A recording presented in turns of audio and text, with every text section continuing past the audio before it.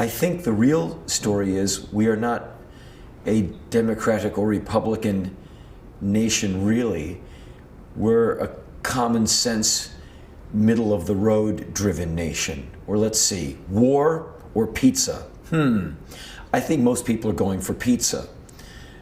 But somehow that gets politicized into if you like pizza, you're weak on defense. If you like pizza, you love the Taliban and you're a communist. And that's where it ends. To where I say, I want health care. Oh, you're a socialist. No, I want everyone in this country not losing their house because their wife gets breast cancer. What does that make me? It makes you a communist. It makes me want good for my countrymen. What's the downside of that? And so it's very frustrating for me. And I wish we could meet more in the middle on things. There are some issues in America that should be nonpartisan. Healthcare should just be one of those things that there should be no argument. I don't understand. What I don't understand is when you have people who go out on, tea parties, and even that's been somewhat subverted by some people. You'll have people go out in the streets defending big insurance, when big insurance derives their profit from withholding care and dropping customers, and they make billion-dollar profits and give themselves multi-million-dollar bonuses. And then they get people to accuse the Obama administration of wanting to establish death panels. That's what's going to happen when you have government health care. That's what's happening every day with big insurance.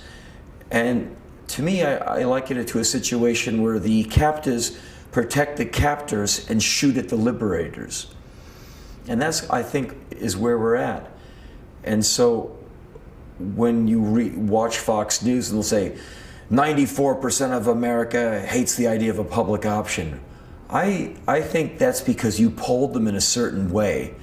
Do you want big government encroaching upon your life? Well, no. Well, and that's how you get the 94% of then they hate Obamacare.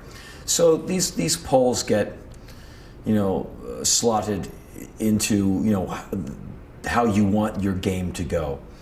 But I think the street, the real world, says, I want a roof that doesn't leak. I want a fistful of 50s in a day without fear. And more, you'll find, I think, that more and more real people are getting touched by this economic downturn. And there'll be a combination of medical problems and credit debt and foreclosure that are going to make for some very rough times. People like Paul Krugman, economists, they say, we're not getting out of this. This is, the stimulus wasn't stimulus-y enough. We didn't hit it hard enough. We should have really gone in with buckets of money and really kicked this thing. Because we kind of went, when we should have gone like that. And half measures rarely do anything but set you back 10 yards.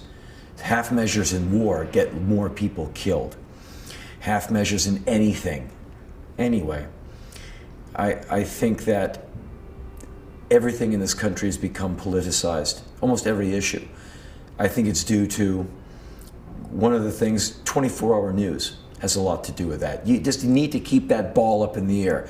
Two politicians will have some kind of argument. They turn it into a one-week psychodrama when it was just like two guys in a hallway kind of growling at each other on their way to the floor.